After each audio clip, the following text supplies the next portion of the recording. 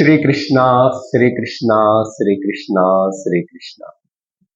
गुरुर्ब्रह्मा गुरुर्विष्णुः गुरुर्देवो महेश्वरः गुरुसाक्षात् परं ब्रह्म तस्मै श्री गुरवे नमः। तस्मै श्री गुरवे नमः।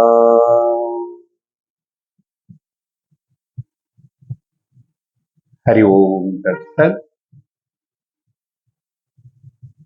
शंकरा सदाशिवा चंद्रशेखरा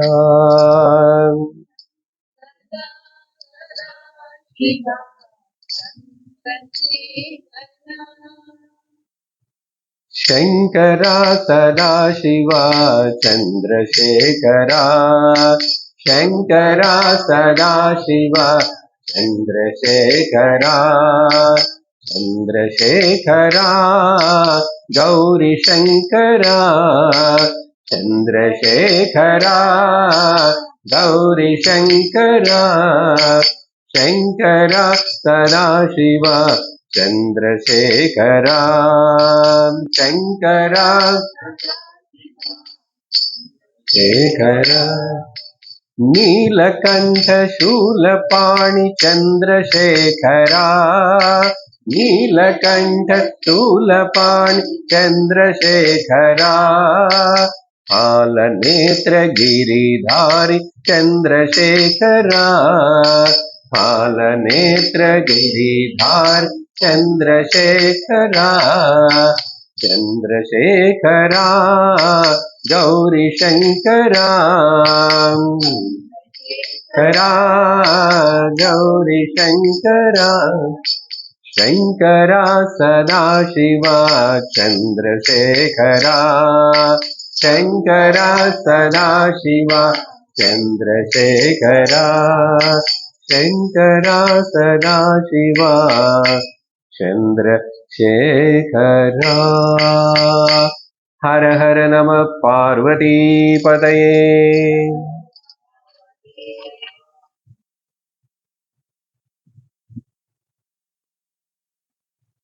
பகவான் ஸ்ரீ சங்கராச்சாரியருடைய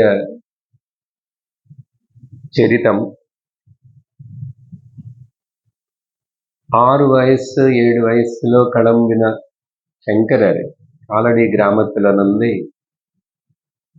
நர்மதா நதி தீரத்திலோ ஓம்கார க்ஷேத்திரத்திலோ இருக்கிற அவருடைய குருவான கோவிந்தபாதனை சந்திச்சு அங்க 3 வருஷம் இருந்து 12 வயசுல 9ல இருந்து 12 வயசுக்குள்ள அவர் காசிக்கு வந்தார். காசி க்ஷேத்திரத்துல நடந்த வைபவம் பத்தி தான் நம்ம கேட்டுட்டு இருக்கிறோம். காசி க்ஷேத்திரத்துல இருக்கிற சமயத்தில் கூடவே அங்க கோவிந்தபாதர் கூட அதுக்கு முன்னாடி இருக்கிற சில பெரிய சிஷ்யர்கள் எல்லாரும் வந்துட்டாங்க, வயசானவங்க கூட. அவங்களும் நல்ல குழந்தையா இருக்கிற சங்கரனை நல்லா கவனிச்சுக்கிறாங்க. சங்கரரோ பெரிய குருஸ்தானத்துல இருக்காரு. இப்போவே அநேக பேரு காசி நகரத்துல மக்கள் சந்திக்கிறது, பல வகையான ஜனங்கள், பண்டிதர்கள், முமுட்சர்கள் எல்லாருக்கும் சங்கரர் வழிகாட்டிட்டு இருக்கார். அந்த சமயத்தில் ஸ்ரீரங்கத்திலிருந்து கிளம்பி வந்த ஒரு வேதாத்தியனம் செஞ்ச ஒரு பிரம்மச்சாரி சங்கரர் உபனிஷத்துகள் பேசும்போது மரத்துக்கீழே உட்கார்ந்துட்டு கங்கை கரையில அங்க கேட்டதுக்கு அப்புறம் ரொம்ப ஆச்சரியப்பட்டு அவனுக்குள்ள ஒரு மாற்றமே வந்தது, ரொம்ப உற்சாகம் ஏற்பட்டது. இவர்தான் எனக்கு குருவனை மனசுல நிர்ணயம் பண்ணிட்டு சாஷ்டாங்க நமஸ்காரம் பண்ணி ஒரு நாள் வந்த உடனே பண்ணல, கொஞ்ச நாள் அப்பப்போ கேட்கிறான். கேட்க கேட்க இந்த கிளாரிட்டி மனசுல, அதுக்கப்புறம் ஸ்ரத்தா பக்தி, குரு பக்தி என்னை காப்பாற்றணும், இந்த அஜ்ஞான சம்சாரத்துல எனக்கு விடுதலை வேணும்னு கேட்டா. அது அந்த வரைக்கும் நம்ம அந்த கதை பார்த்தோம் கடந்த சத்சங்கத்தில். அதுக்கு பிறகு இப்படியே தினந்தோறும் தைனந்தின காரியக்கிரமம் ஒரு நிஷ்ட நியமத்தோட காலையில எழுந்திருக்கிறது, எல்லாரும் கங்கை கரைக்கு போய் குளிக்கிறது, அப்புறம் அப்படியே கடந்து வர்றது. கொஞ்சம் குரூப்பா இருக்காங்க கொஞ்சம் பேர்னால பார்க்கறதுக்கு ஒரு ஆனந்தமா இருக்கு மக்களுக்கு. இப்படிப்பட்ட எதிகள் இத்தனை பேரு சாதுக்களை வந்து வடிகாலையில போயிட்டு ஏதோ ஸ்தோத்திரங்கள் மந்திரங்கள் சொல்லிட்டு திரும்பி வர்றது, அந்த இடமே அந்தரிக்ஷமே மொத்தம் ஒரு திவ்யமா இருக்கு.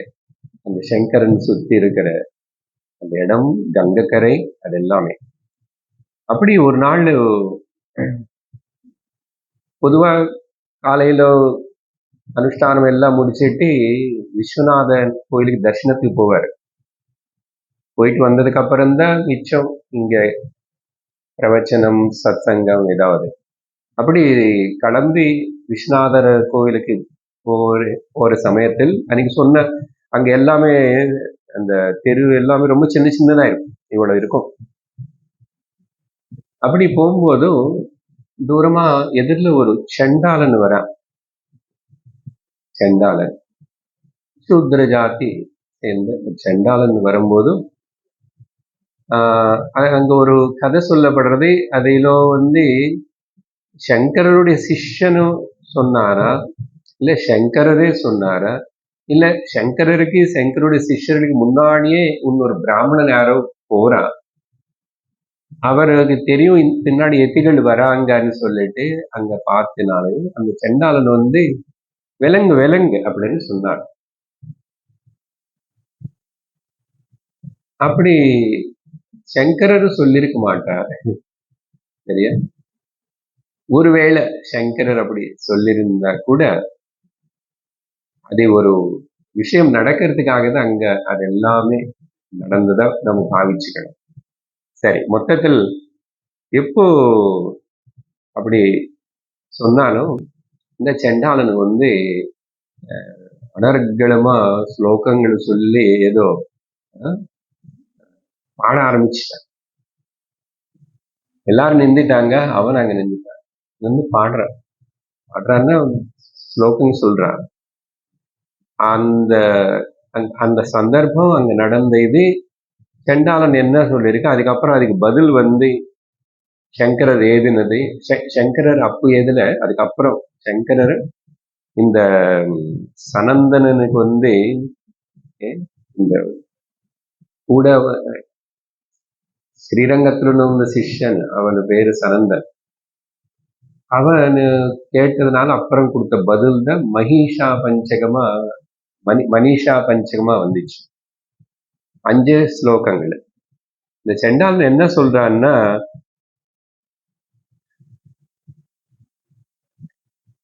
கிம் கங்காம்புனி பிம்பிதேம்பரமணோ சாண்டாலவாபீபயः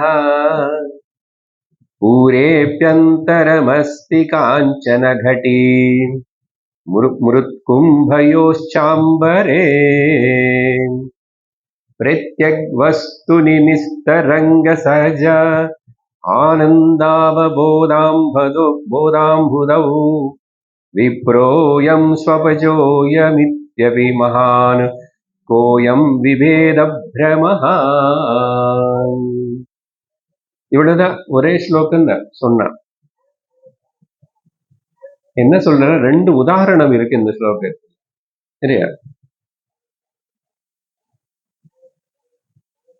மேல இருக்கிற சூரியனுடைய பிம்பம் கங்கா நதியில உளுந்தா என்ன, இல்ல ஒரு சண்டாளனு நிவசிக்கிற தெருவுல இருக்கிற கணத்துல அந்த பிம்பம் உளுந்தா என்ன, அதுக்கு ஏதாவது வித்தியாசம் இருக்கா? இது சண்டாளன் வீதியிலோ இல்ல அவன் வீட்டுல இருக்கிற கணத்துல தெரிஞ்சது இந்த பிரதிபிம்பம் சொல்லி ஏதாவது வித்தியாசம் இருக்குமோ? ஆகாசம்ல இருக்கிற சூரியன் ஒண்ணுதான். இது 2 ஏற்படுறதுனால இது நல்லது இது கெட்டதுன்னு ஏதாவது இருக்க வேதம்? அப்புறம்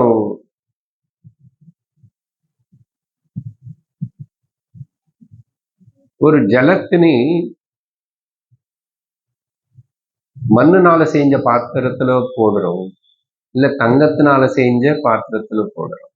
இவ்வளோ சுத்தமான பாத்திரங்கள் தான்.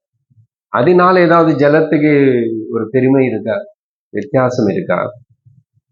அப்படின்னு சொல்லிட்டு 2 உதாரணங்கள் சொல்லி 2 வரியிலும் இதேபோல் ಎಲ್ಲಾರ ಹೃದಯದಲ್ಲೂ ಪ್ರಕಾಶಿಸಿದ ಪ್ರತ್ಯೇಕ ವಸ್ತುನಿ நிரந்தர ஆத்மஸ்வரூபம் எது இருக்கின்றது அது சுத்தம் எப்பவுமே நித்திய.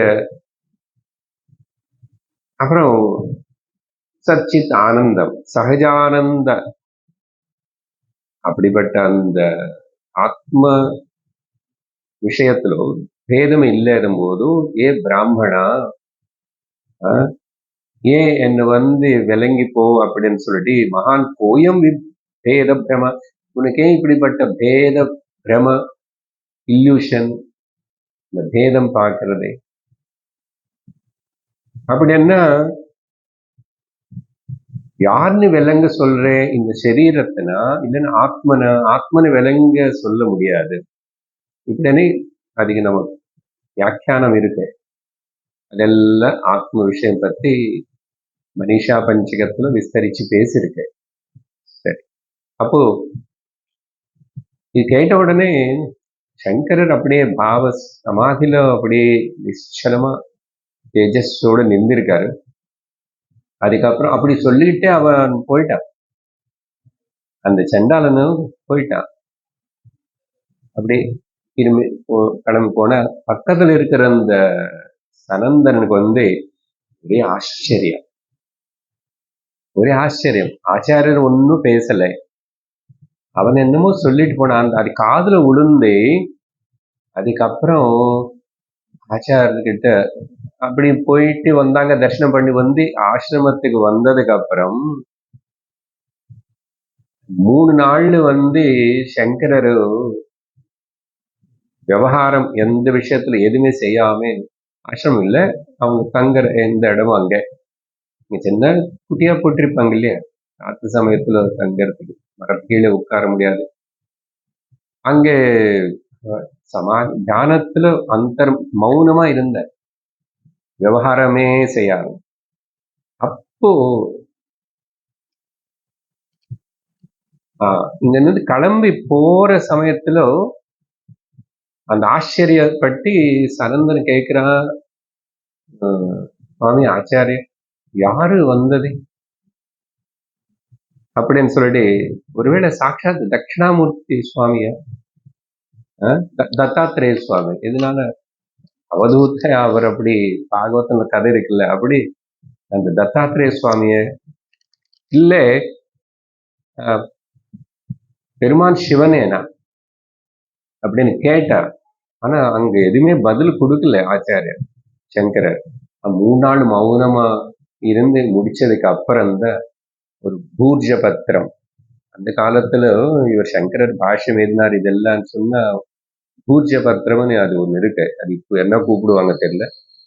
அது மேல ஓலைன்னு இங்க சொல்லுவோம், ஓலை ஆதிதான். மேன்ஸ்கிரிப்ட்ஸ் எல்லாம் இப்ப கூட நிறைய இருக்கு அங்கங்க ஜாக்கிரதை வச்சு. அது மேல 5 ஸ்லோகங்கள் எழுதி கொடுத்தார். அந்த 5 ஸ்லோகங்கள் தான் மனிஷா பஞ்சகமா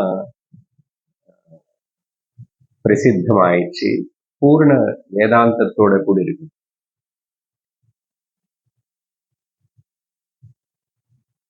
அதுல ஜாகிரத் ஸ்வப்ன சுஷுப்தி சுஸ்புடதரா யா சம்விதுஜ்ரும்பதே யா பிரம்மாதி பிபீலிகாந்த தனுஷோ புரோதா ஜகத் சாட்சிணி சைவாஹம் ந ச திருஷ்ய வஸ்துதி திருட பிரஜ்ஞா யஸ்யாபி சேத் யஸ்யாஸ்தி சேத் சாண்டாலோஸ்து சது த்விஜோஸ்து இத்யேஷா மனிஷா மாமா. ஆச்சாரியர் என்ன சொல்றாருன்னா, அதுல வேதாந்தம் எல்லாம் சொல்றாரு. சொல்லிட்டு அப்புறம் இப்படிப்பட்ட ஞானத்தினை அவன் அதான் சொல்லிட்டு போனான். அப்படி யாரு சொன்ன என்ன ஞானம், அது சண்டாளன் ஆகட்டும் பிராமணன் ஆகட்டும், அவன் ஞானி.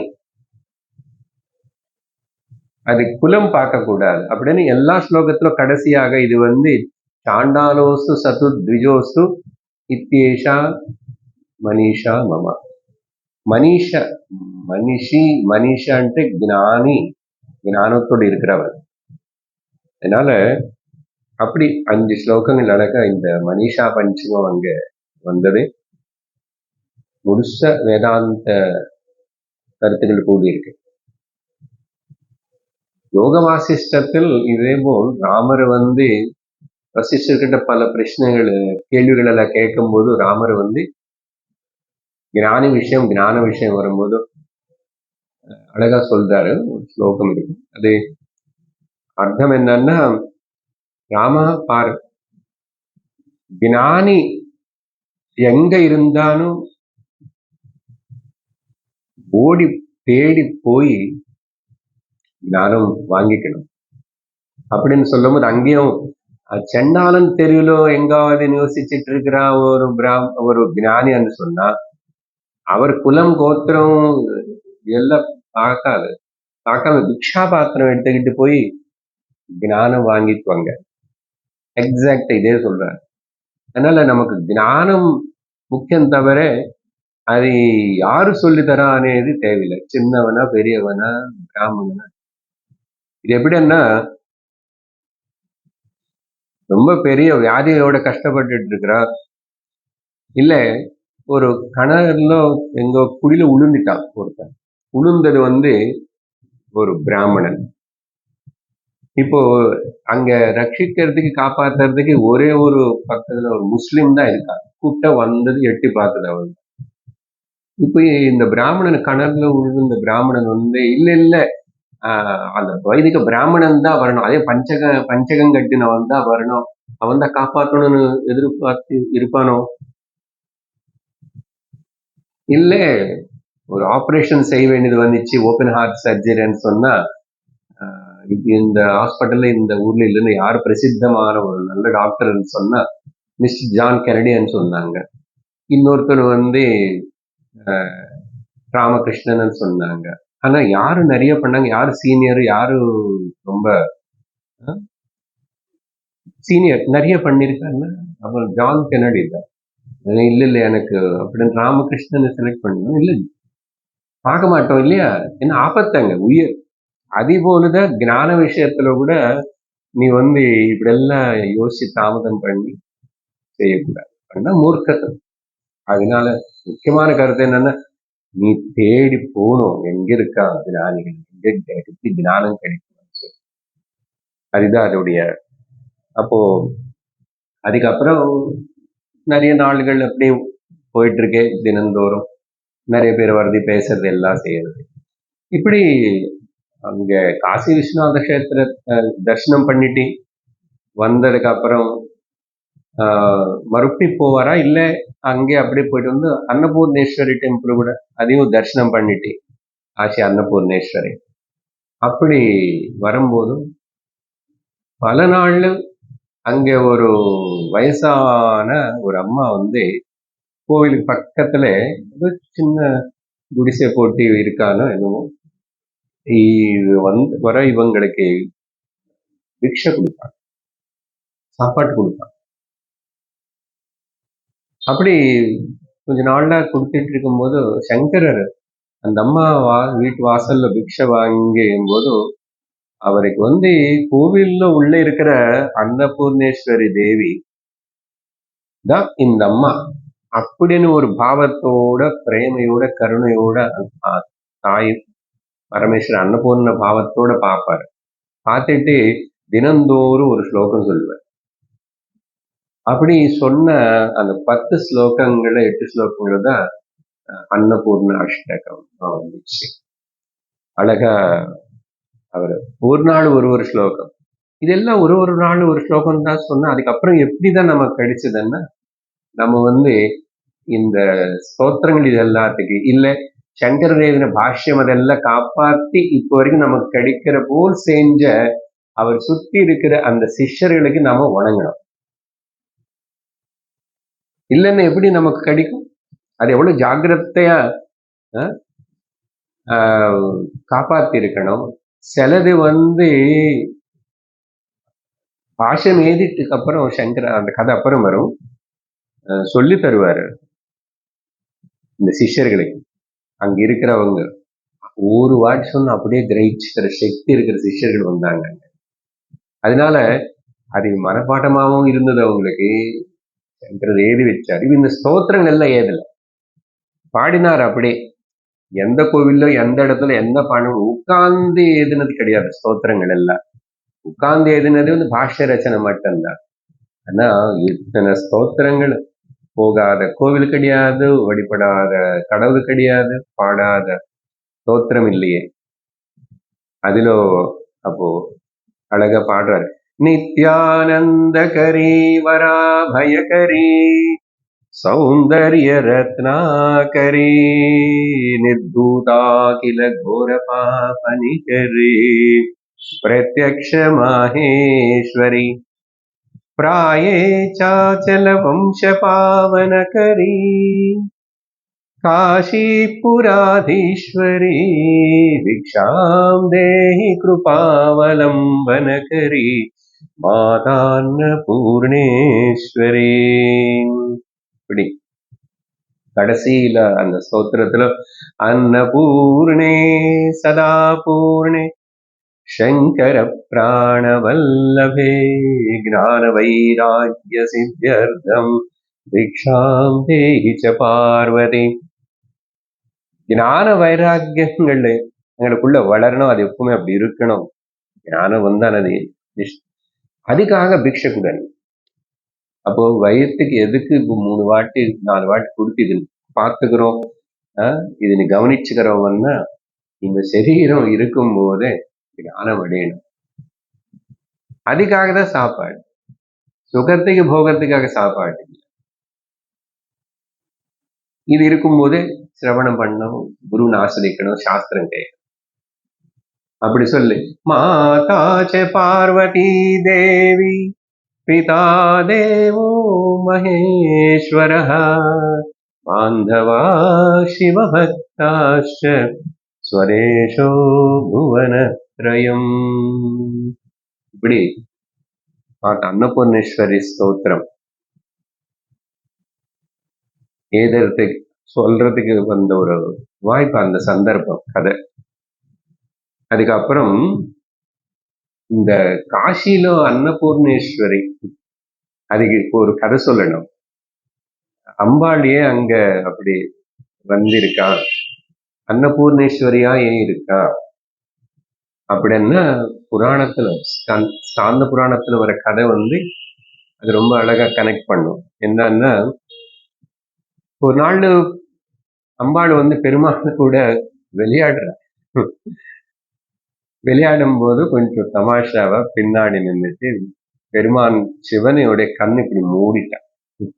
கண்ணாம்பூச்சி விளையாடுற மாதிரி ஏதோ பேசிட்டு சொல்லிட்டு கொஞ்சம் குழந்தை போகணும். அப்படி ஒரே வாட்டி ஒரு க்ஷணம், அந்த ஒரு க்ஷணம் பகவான் கண்ணு மூண்ட உடனே அவர் உள்ள 3வது கண்ணு திறந்தாரு. ஆனா அந்த திறந்து 3வது கண்ணு திறக்கிறதுக்குள்ளேயே அந்த லோகங்கள் எல்லாம் அடிஞ்சு போயிடுச்சாமா, எரிஞ்சு போயிடுச்சு, இல்லாம ஆயிடுச்சு. ஆனா மிச்சம் எல்லாம் காப்பாற்றப்பட்டது 3வது கண்ணு திறந்து. இப்படி அம்பாள் செஞ்ச ஒரு சின்ன விளையாட்டு தவறுனால அது ஒரு பாபமா ஆனதுனால அம்பாள் அந்த பாபத்தை நீக்கிக்கிறதுக்காக, பிராயஷ்சித்தம் பண்றதுக்காக காசியில எல்லாருக்கும் அன்னதானம் பண்றதுக்காக அங்க அன்னதானம் பண்ணிட்டு இருக்காரு. ஒரு சாதாரண ஸ்திரீ ரூபம் எடுத்துக்கிட்டு அம்பாள் யாருக்கு தெரியாது அன்னதானம் பண்ணும்போது அந்த காசி கஷேத்திரத்துடைய ராஜாக்கு தெரிஞ்சது, அங்க யாரோ ஒரு அம்மா அன்னதானம் பண்றாங்க, நிச்சயமா கொடுத்துட்டே இருக்கிறான், எல்லா நாளும் கொடுக்குறான், காலையில இருந்து சாயங்காலம் கொடுக்குறான் அப்படின்னு தெரிஞ்சு இவரு போய் கவனிச்சு புரிஞ்சுக்கிட்டா இவள் சாதாரணமான ஸ்திரீ இல்லை அப்படின்னு கிரகிக்கக்கூடிய சக்தி இருக்கு அந்த ராஜாக்கு. அப்புறம் போய் அவங்க சாஷ்டாங்க நமஸ்காரம் பண்ணி, தாயே பரமேஸ்வரி, லோகேஸ்வரி, ஜெகதீஸ்வரி, மகேஸ்வரின்னு சொல்லி, லோகத்தோட தாய் தானே நீ, சிவன்கரி தானே நீ அப்படியே நீ சொன்ன உடனே அம்பாள் தயங்கிட்டான் சொல்றதுக்கு, சிரிச்சிட்டா. அதுக்கப்புறம் ஆமா, ஆனா நீ என்னை கண்டுபிடிச்சாய், அதனால நான் இனிமே இங்க இருக்க மாட்டேன். ஆனா என்னுடைய சாநித்தியம் இருக்கும் இந்த நகரத்துல, சாப்பாட்டுக்கு குறைச்சலே குறைய வராது அப்படின்னு சொல்லிட்டு, ஆனா நானும் என் ரூபத்தை நான் இனிமே இங்க காட்ட மாட்டேன் அப்படின்னு சொல்லிட்டு மறைஞ்சு போயிட்டான். அந்த இடத்துலதான் அந்த ராஜா கட்டின கோவில், விக்கிரகம், அன்னபூர்ணேஸ்வரி எவ்வளவு காலத்துக்கு முன்னாடி. இதே ஒரு புராண கதை. அப்படி அங்க மறைஞ்சு போன அம்பாள் காஞ்சி கஷேத்திரத்துக்கு வந்தான். என்ன, இன்னும் அவங்களோட தபஸ், அவங்களுடைய பிராயஷ்சித்தம் முடியல. காஞ்சிபுரத்துல நேர தபஸ்ல இறங்கிட்டான். தபஸ் பண்ணி அப்புறம் அங்க திரும்பி பகவான் இப்படி என்னன்னா, அந்த பாப்பம் தீரணும், சிவன் கூட போய் திரும்பி ஒன்னாவா இருக்கணும். அதுக்கப்புறம் எவ்வளவு நாள் பண்ணாலும், நிறைய வருஷங்கள் அந்த தப்பம் பண்ணதுக்கு அப்புறம் கடைசியாக 3ஆவதாக அருணாச்சல கஷேத்திரத்துக்கு வந்தான். அருணாச்சல கஷேத்திரத்தில் கௌதமனோட ஆசிரமம் இருந்தது. அந்த கௌதமனோட ஆசிரமம் அங்க கௌதமனுடைய ஆசீர்வாதம் வாங்கி அவருக்கு தெரியும் வந்தது யாரு என்னன்னு. அதுக்கப்புறம் திரும்பி அதோட அங்க தபஸ் முடியறது. அப்புறம் அருணாச்சலேஸ்வரன் கூட சிவன் கூட ஒன்னாயிட்டு அம்பாள் அருணாச்சலத்துல அபித குச்சாம்பாள் இல்ல உண்ணாமலை. எனக்கு முதல்ல ஒரு வாட்டி கேட்கும்போது ஸ்கூல்ல ஒரு குழந்தைக்கு, கேர்ளுக்கு இந்த பேர் இருந்தது. நான் கேட்டேன், என்ன அது அப்படி இருக்க தமிழ் இருக்கு அப்படி என்ன பொண்ணா பொண்ணு உண்ணாமலை என்ன, அண்ணாமலை அங்க இருக்கிற அம்பாள் பேரு வேற, அபித் குச்சாம்பாள் அப்படின்னு சொல்றாங்க. ஸோ இப்படி அந்த புராண கதை இது மூணுத்துனே சொல்லும். அப்போ எங்க முடிவாயிடுச்சு, ஞான கஷேத்திரமான அக்னி கஷேத்திரமான அக்னின்னாவே ஞானம், அங்க தான் சிவபெருமான கூட திரும்பி அம்பாள் ஒன்னாயிட்டான். இந்த கதைகள் சொன்ன அப்போ தேவியா இருந்தா கூட அங்கங்க என்ன காட்டுறதுன்னா, தபஸ் எவ்வளவு முக்கியம், தானம் எவ்வளவு முக்கியம், சரியா, அப்புறம் ஞானம் எவ்வளவு முக்கியம். ஸோ வந்த இடத்துலக்கே நம்ம திரும்பி போகணும். எங்க இருந்து வந்தமோ அங்க போகணும். நம்முடைய சோர்ஸ் என்ன? காமன் சென்ஸ் சும்மா திங்க் பண்ணி பார்த்தா கூட, அம்மா அப்பா வயிற்றுல சொல்லுவோம், அதுக்கு முன்னாடி எங்க இருக்கேன்னு ஒரு கேள்வி வரணும் இல்லையா? எந்த ரூபத்துல இருந்திருக்கணும். சரி, புராணங்களோ சாஸ்திரம் சொல்லி நீ ஜீவனும் முன்னாடி அங்க இருந்த, இங்க பிறந்த, புண்ணியம் பாப்பங்களும் சொல்லும் போது இதெல்லாம் வரதுக்கு முன்னாடி நான் எங்க இருக்கேன், அசல் நான் என்னுடைய நிஜஸ்வரூபம் என்ன, எது என்னுடைய நிஜஸ்வரூபம் அப்படின்னு ட்ரேஸ் பேக் நம்முடைய இது. அதுக்குதான் அந்த ஞானாம்பாளுதான் அன்னபூர்ணா, காஞ்சி காமாட்சியா, அப்புறம் அருணாச்சல உண்ணாமலை அப்படியாவும் இருந்தான். இது அந்த அன்னபூர்ணா தேவியோடைய மகாத்மியம், அதோடைய புராண கதை. அதுக்கப்புறம்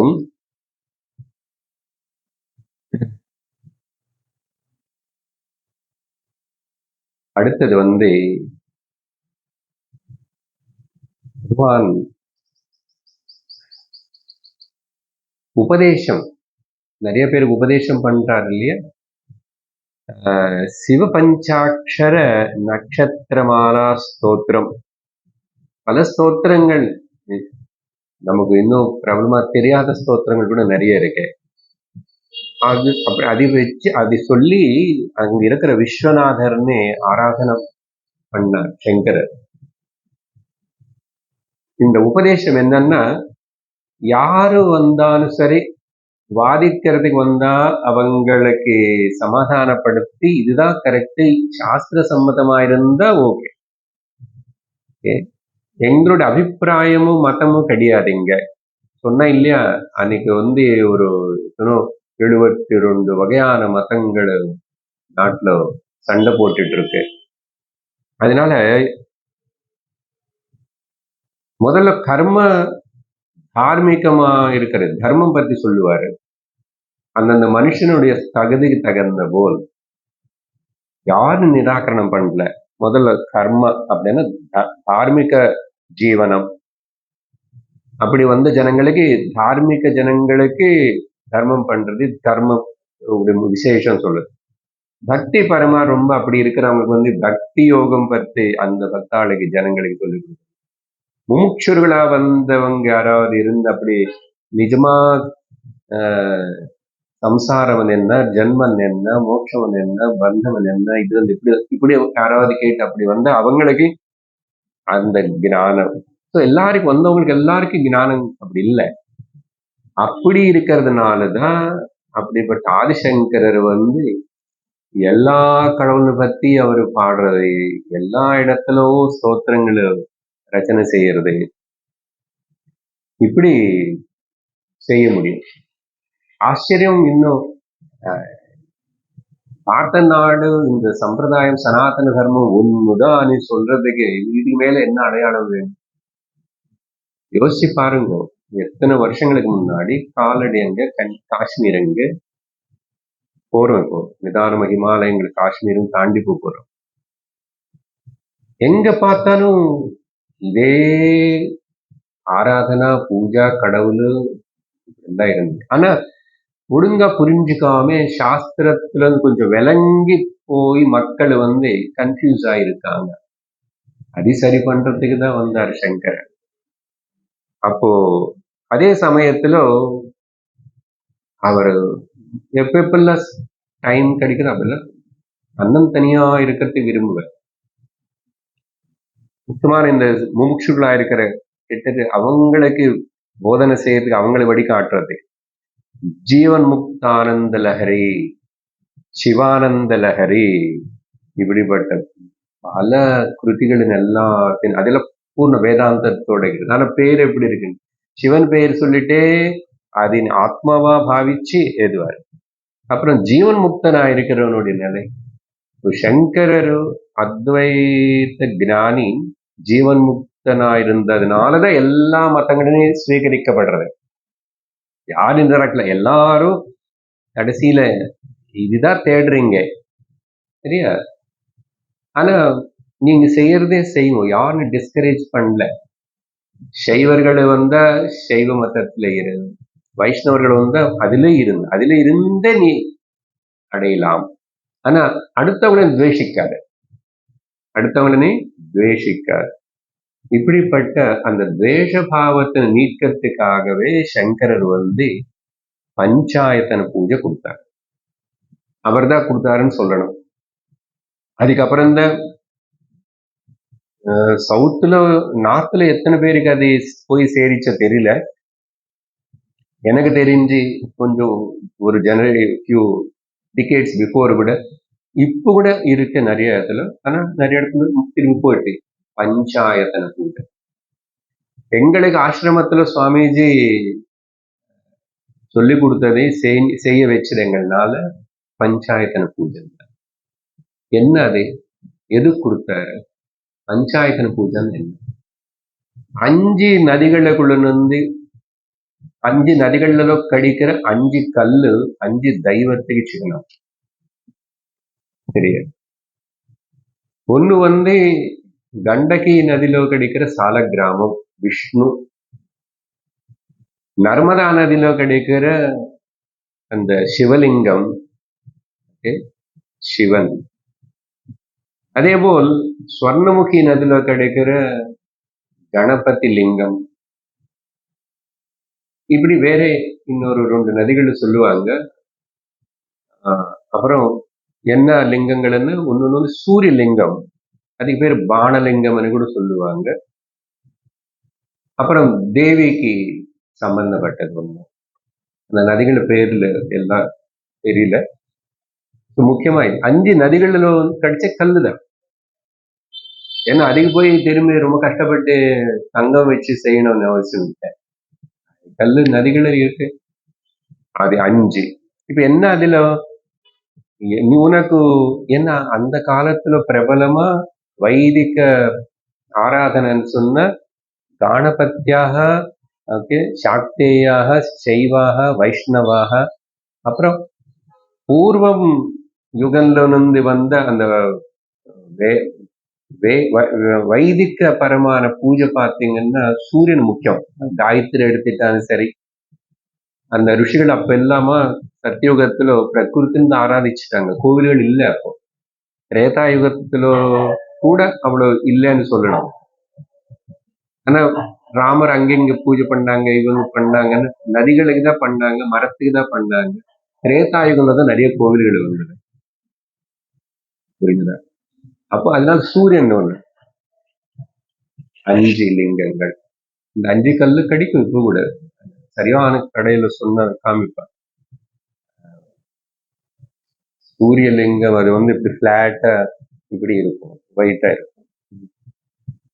அதே போல இன்னொரு கலர்ல இருக்கும் இந்த கணபதி. 5. நீ முக்கியமா ஆல்ரெடி உங்க குடும்பத்துல உங்க சம்பிரதாயத்துல வீட்டுல விஷ்ணுன்னு தான் பூஜிக்கிறாங்க. விஷ்ணுன்னு நடுவுல வச்சுக்கோ, மிச்ச 4 கார்னர்ல வை.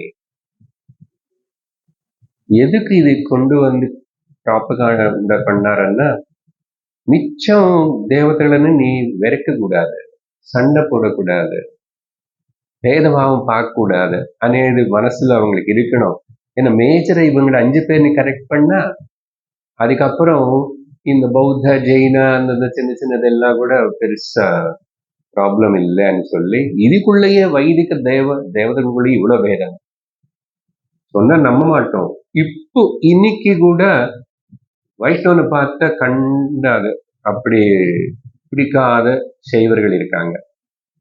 அப்புறம் செய்வன் பார்த்தா பிடிக்காத வைஷ்ணவர்கள் இருக்காங்க. அது ஒரு கதை இல்லை, ஏதோ இப்போ கொஞ்ச நாளுக்கு முன்னாடி இல்லை, இன்னைக்கு கூட அப்படி இருக்கிறவங்க இருக்காங்க. அப்படின்னா அதை பாருங்க எவ்வளவு ஸ்ட்ராங்கா மைண்ட்ல அது எப்படி வருது. என்ன நடுவில் அந்த ஒரு அகங்காரம் இருக்கு. எங்க மதம், எங்க நாங்கெல்லாம் இது சேர்ந்தவங்க அப்படின்னு முக்கியமா சொல்லக்கூடாது. இந்த பாகவதம் அதெல்லாம் இவ்வளவு சொல்ற முக்கியமா சவுத் சைடு தான். பாகவதத்துல சிவகதை வந்தா கூட அதை எலாபரேட் பண்ணி அதை பத்தி பேசி சொல்ல மாட்டாங்க பாருங்க. அப்போ பாகவதால இருக்கிற பாகவதக்காரனா இருந்தாவே கதாக்காரனா இருந்து கூட பண்ணல. ஆனா நாட்டுல அந்த அளவுக்கு அப்படி பண்ண மாட்டாங்க. அங்க இருக்கிறது என்னமோ அதை சொல்லுவான். சிவபுராணம் எடுத்து சொல்லுவான், பாகவதம் சொல்றவனே. தேவி புராணம் எடுத்து சொல்லுவாங்க. ஆனா இந்த பக்கம் அப்படி என்ன, அது இங்க ரொம்ப பிரபலமா இருந்து ரொம்ப ப்ராப்ளம் கிரியேட் பண்ணுது. அது எல்லோருக்கும் தெரிஞ்சத கொஞ்சம் சரித்திரம் அப்படி எழுதி பார்த்தா தெரியும். அவ்வளவு சங்கரர் பண்ணி அதுக்கப்புறம் என்ன ஆயிடுச்சு, அதுக்கப்புறம் பஞ்சாயத்து பூஜை போயிடுது.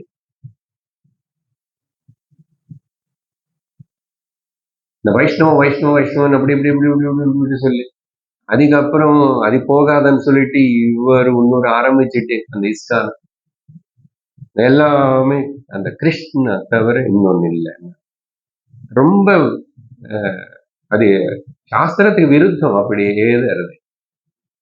Krishna may be great and Krishna is okay, but அவருடைய காமெண்ட்ரி படிச்ச எல்லாம் நெகட்டிவா இருக்கும். அது நிஜமான சாதகனுக்கு சரியான வழி இல்லை. அது ஏதோ ஒரு விதமா வெஸ்டர்னுக்கு போய் அங்கே போய் ஏதோ பக்தின்னு கொண்டு வந்தது. ஒன்றும் பண்ணலன்னு சொல்லலை, பட் அது வழிகாட்டணும் இல்லையா? கடைசியில் என்னன்னு வேதபாவத்தினே உருவாக்கணும் ஆல்ரெடி இருக்கு பாருங்க. அது அவ்வளவு போகாதுன்னு சொல்லி அது இப்போ வந்தது தானே. அது ஒரு டைப்பா இருப்பாங்க. So, இந்த மாதிரி வேத ஸ்ருதி பிரமாணமா இருக்கணும். அப்புறம் அனுபவம் பூர்வமா யுக்தி பூர்வமா இருக்கணும். இருந்தா ஓகே. அப்போ அப்படி இருந்தா எங்களுக்கு கிரைஸ்தவமும் இஸ்லாமும் கூட ஓகே. ஒரு பெரியவர் சொல்றாரு, நம்ம அப்பவே கொஞ்சம் வருஷத்துக்கு முன்னாடியே இத்தனை கடவுள் நமக்கு இருக்கிற போலே அந்த இயேசுனேன்னு எல்லாரும் கூட சேர்த்துட்டோம்னா, சேர்த்துட்டு கோவில் ஒரு பக்கம் வச்சிருந்துச்சுன்னா அப்புறம் என்ன ஆயிடுச்சு, இதோ இத்தனை பண்றோம் அதையும் பண்றோம். இயேசுக்கு கூட ஒரு ஹோமம் அப்படி பண்ண படகு வச்சிருந்த என்ன ஆயிடுச்சு அப்போ. ஆனா எந்த கோவில்ல எது பண்ணாலும் கணபதி ஹோமம் முன்னாடி பண்றான் இல்லையா? அப்ப அவன் அதுக்கப்புறம் கூட சர்ச்சுக்கு போனா கூட முதல்ல கணபதி ஹோமம் பண்ணும், அப்புறம் இயேசு ஹோமம் பண்ணான். இப்படி கலந்து போயிருப்பான். இவ்வளவு பிரச்சனை இருந்திருக்காது. ஏன்னா இத்தனை கடவுள் இருக்கிற நம்மளுக்கு இன்னும் 2 பேர் வந்தா என்ன? நான் தெரியல, அப்படி யாரும் அது பண்ணல அந்த காலத்தில். பண்ணியிருந்தா என்ன ஆகும்? ஒரு வாட்டி கலந்துச்சுன்னு பிரிக்க முடியாது. அப்புறம் யாரு மாத்துவாங்க? இவனு நான் தான் ஆல்ரெடி வரிசை ஆராதிச்சுட்டு தானே கணபதி ஹோமம் பண்ணிட்டு இது பண்ணு. உங்களுக்கு தெரியுமா? கிறிஸ்து சகஸ்திரநாமம் இருக்கு. அப்படி எல்லாம் இந்துக்கள் பக்கத்துல இருந்திருப்பான். கிறிஸ்து பாகவதம் இருக்காமா? நான் பார்க்கல. 7000 ஸ்லோகங்கள் கூட நல்ல கிருதி இருக்காமா? அதனால வேதத்தினை பார்க்கறது அதுக்குதான் பஞ்சாயத்தன பூஜ்யத்தினை கொண்டு வந்தாரு. சரி, எல்லாருமே அந்தந்த இதுலயே உற்சாகப்படுத்திட்டு அது பண்ணிட்டேரு. ஆனா தர்மம் முக்கியம். தர்மம் முக்கியம். ஒரு அபிப்பிராயம், ஒரு ஆராதனா பద్ధதி என்ன சொல்லுது? இஷ்ட நிஷ்ட, இஷ்ட தெய்வத்தம் இஷ்டம் நிஷ்ட, இஷ்ட நிஷ்டಗಳು மாறும். ஒரு வைதிக பிராமணனுக்குள்ளேயே ஒரு ஜெனரேஷன்ல இன்னொரு ஜெனரேஷன்ல விஷயங்கள் மாறுது. ஒரு தமிழ்நாடுலயே ஒரு சைவத்திலேயே ஒரு வைஷ்ணவத்திலேயே அந்த பக்கம் இருக்கிறவங்களுக்கு இந்த பக்கம் இருக்கிறது அந்த இஷ்ட நிஷ்டலோ பேதம் இருக்கு. செய்யற விதானம் இது மாறிட்டே இருக்கும். அது நீ தடுக்க முடியாது. அது சாஸ்வதம் இப்படி இருக்குன்னு சொல்ல முடியாது. ஆனா தர்மம் என்னன்னு தெரியுமா? இது ரெண்டு சங்கருடைய வார்த்தைகளை, சங்கருடைய ஹிருதயம். தர்மம் என்னன்னு அது யூனிவர்சல் அப்பா. நம்ம எது இங்க தர்மம் சனாதனம்னு சொல்றோமோ இதெல்லாம் கிடையாது. ஆச்சாரம்னு சொல்லி இஷ்ட நிஷ்டலன்னு சொல்லி அது வச்சுதானே நீங்க வேதம் பாக்குறீங்க, அது வச்சுதானே சண்டை போட்டுக்கிறீங்க. தர்மம் என்னன்னு தெரியுமா? அன்பா இருக்கிறது, ஹிம்சை பண்ணாம இருக்கிறது, எல்லாரும் நேசிக்கிறது, சத்தியம் பேசுறது. இது எந்த காலத்துல எந்த ஊர்ல யாருக்கு வேண்டாம்? அது இருந்தா நீ அப்புறம் உன்னுடைய நீ பண்ணிக்கோ, நீ ஏதாவது நிஷ்டை பண்ணிக்கோ, ஒன்னும் சொல்லல. ஆனா இது இருக்கா? அது தர்மம், அது சனாதன தர்மம், அதுதான் பேசிக். அது இருந்தா ஓகே. இல்லைன்னா இந்த இஷ்ட நிஷ்டல இப்படி பிரிச்சு பிரிச்சு பிரிச்சு நம்மளை இங்கேயும் சுகமா வாழ கூடாது, மேலைக்கும் போக கூடாது. எல்லாம் மனசுல வச்சிருக்கிற அந்த சங்கரர் ஒரு நாள் அவர் ஒரு சாஸ்திரிய பாடசாலத்துக்கு எங்கோ கூப்பிட்டாங்க. இந்த கதை பஜகோவிந்தத்துக்கு சம்பந்தப்பட்டது. இது 2 விதமா சொல்லுவாங்க. இல்ல நதிக்கரையில யாருனோ ஒரு வயசான பிராமணன் பார்த்து அங்க நடந்ததுன்னு. இல்ல சாஸ்திரிய பாடசாலத்துக்கு போனா அங்க குழந்தைகள் எல்லாம் படிக்கிறவங்க ஏதோ கேள்விகள் கேட்க அதுக்கு எல்லாத்துக்கும் பதில் சொல்லிட்டு இருக்கும்போது அங்க ஒரு பெரியவர் வயசானவர் ரொம்ப படிச்சவர், பாண்டித்யம் சம்ஸ்கிருதம் எல்லாம். அவர் சங்கரர் ரொம்ப சின்ன, இப்ப எவ்வளவு இன்னும் 2 வருஷம் அப்படி 3 வருஷம் ஆயிருக்கும். ஓகே, கரெக்டா தெரியாது. அப்புறம் அவர் ரொம்ப வயசானவர், ஒரு 80 மேல அப்படி இருந்தாரு. ವ್ಯಾಕರಣ ವಿಷಯಗಳೇ ಅದೆಲ್ಲಾತನೇ ಕೇಟಿ ಕೇಟಿ ಅದೆಲ್ಲಾತನೇ பாணினி சூத்திரங்களனி அதனி இதனி இதெல்லாம் பேசி ஏதேதோ கேட்கிறார் தவிர he wants to prove அவருடைய பாண்டித்யத்தை காட்டணும். ஒரு சின்ன பையனே இருக்கான். அடுத்தவங்களுக்கு கவனிச்ச அந்த அளவுக்கு அது அவருக்கு ஏறல. ஏன்னா அப்செஷன், வயசு, அப்புறம் பாண்டித்யம் தான் முக்கியம். ஐ ஸ்டடிட் எ லாட். ஏதோ ஒரு விதமான அப்செஷன் இருந்தா சத்தியத்துக்கு கிட்ட வர முடியாது. அவர் அப்படி ரொம்ப பொறுமையா சங்கரர் இதெல்லாம் கேட்டுட்டு இருக்காரு. கேட்டுட்டு அதுக்கப்புறம் கருணனாலையும் கிருப்பனாலையும் இவருக்கு எப்படி உபதேசம் பண்ணணும் அப்படின்னு சொல்லிட்டு இன்டைரக்டாவும் அப்பதான் இந்த பஜகோவிந்த ஸ்லோக ரூபத்துல அவர் சிலதுதான் சொன்னாரு. ஒரு 12 శ్లోకங்கள், ద్వాదశ మంజరీకం. అదిలో எல்லா శ్లోకத்திலோ భజగోవిందం అనేది వార్త వరదనాల అది భజగోవిందமா ஃபேமஸ் ஆகி போயிடுச்சு. அம்மா எம்எஸ் சுப்புலட்சுமி பாடி அது இன்னும் ஃபேமஸ் ஆயிடுச்சு. அது அப்புறம் ஒரிஜினலா அந்த காலத்துல அந்த சிஷ்யர்கள் சங்கர் பேர் வச்சிருக்காருன்னு தெரியல. மோகமுத்கரம் அதோடைய பேரு. சம்மட்டை வச்சு அந்த மோகத்தை உடைக்கிறது, destroying the delusion, hammering on it. ஒரு ஸ்லோகம் இருக்கிற டெல்யூஷன், மோகத்தினை உடைக்கிற ஒரு பெரிய சம்மட்டை, ஹேமர். அது அவர் பாடினதுக்கு அப்புறம் மிச்சம் சிஷ்யர்களுக்கு ஒன்னு 2 அப்படி ஒன்னு சொல்லி அது மொத்தம் கொஞ்சம் பெரிய 30 ஸ்லோகமான இது கிருத்தியா வந்துச்சு. பஜ கோவிந்தம் பஜ கோவிந்தம் கோவிந்தம் பஜ மூடமத்தே. ஆக்சுவலி அது முன்னாடி கொண்டு வரக்கூடாது. சம்பிராப்தே சந்நிஹிதே காலே நஹி நஹி ரக்ஷதி துக்ரன் கரணே.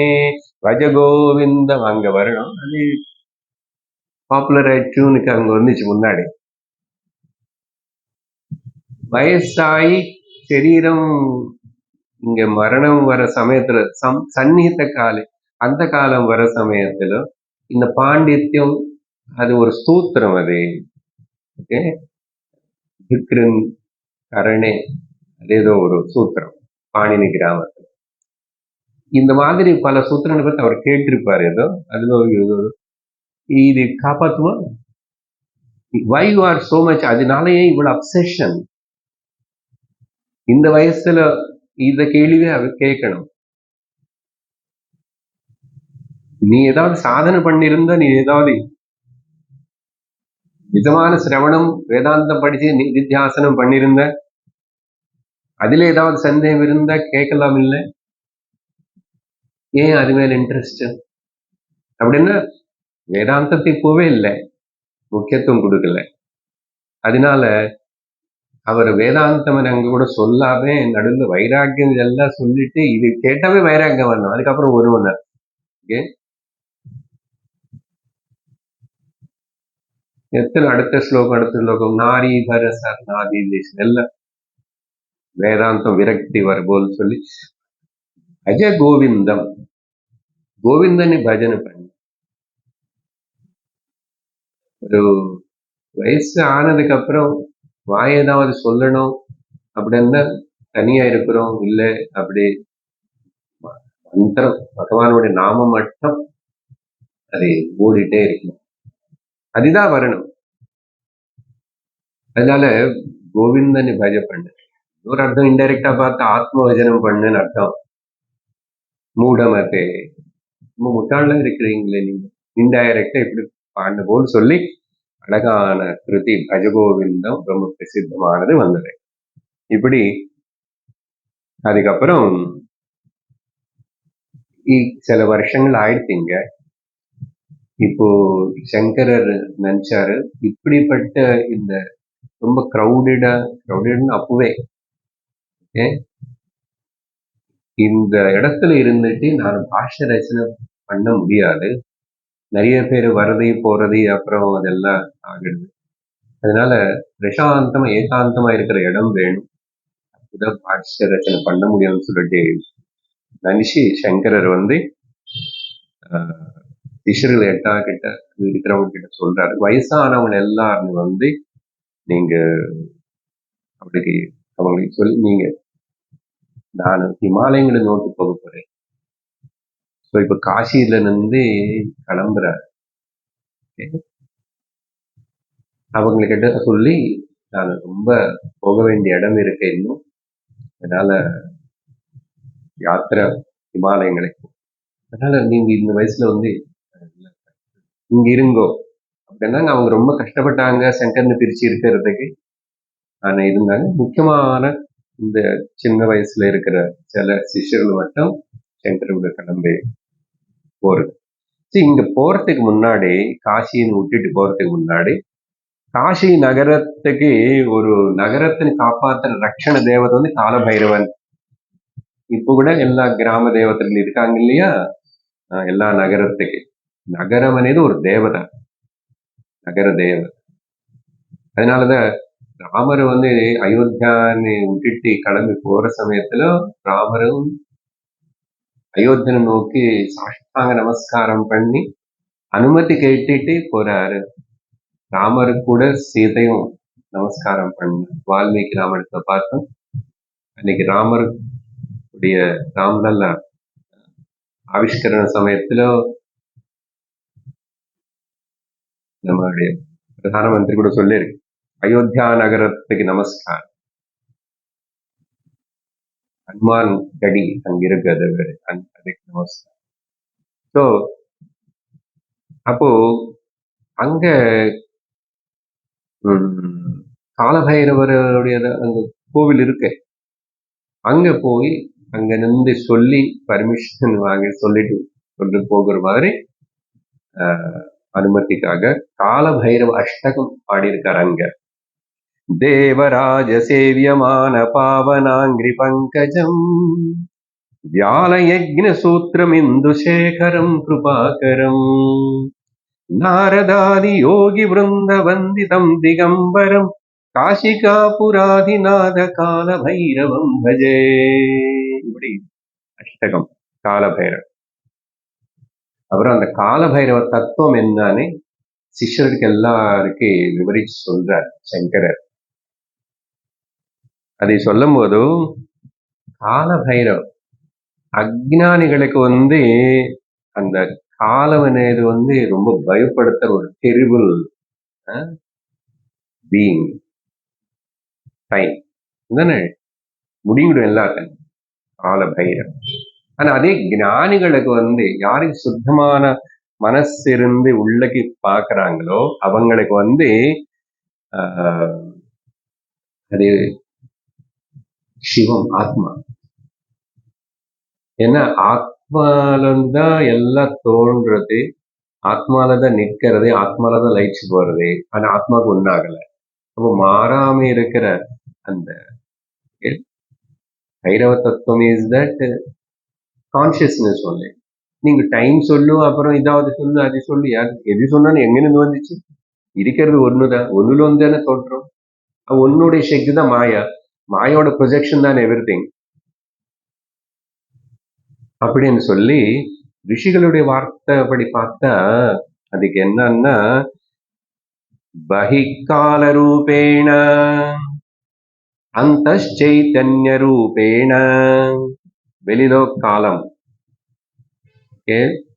గీతలో కూడా భగవాన్ 11వ అధ్యాయతలో అహం కాలోస్మి க்ஷய பிரவருத்த க்ஷயிக்க செய்கிற காலம். அதனால பகியே கால ரூபம், அந்த சைத்தன்ய ரூபேண ஒரே வஸ்துதான் லோகானாம், இந்த லோகத்துல. அப்படின்னு என்ன அர்த்தம்? மிருத்யும் அமிர்தம் ச விதததி பகவான். பகவானே கால ரூபமாக இருக்காரு, மிருத்யு ரூபமா இருக்காரு, அமிர்த ரூபமா இருக்காரு. ஒரு காயினுக்கு டூ சைட்ஸ் போல். அதனாலதான் அந்தர்முக சமாராத்யாம் பகிர்முக சுதுர்லபா. வெளியில பார்த்தா எல்லாமே ப்ராப்ளம் தான். அது சரி பண்ணக்கூடிய ப்ராப்ளம் கிடையாது. ஏன்னா ப்ராப்ளம் இல்லை அங்க.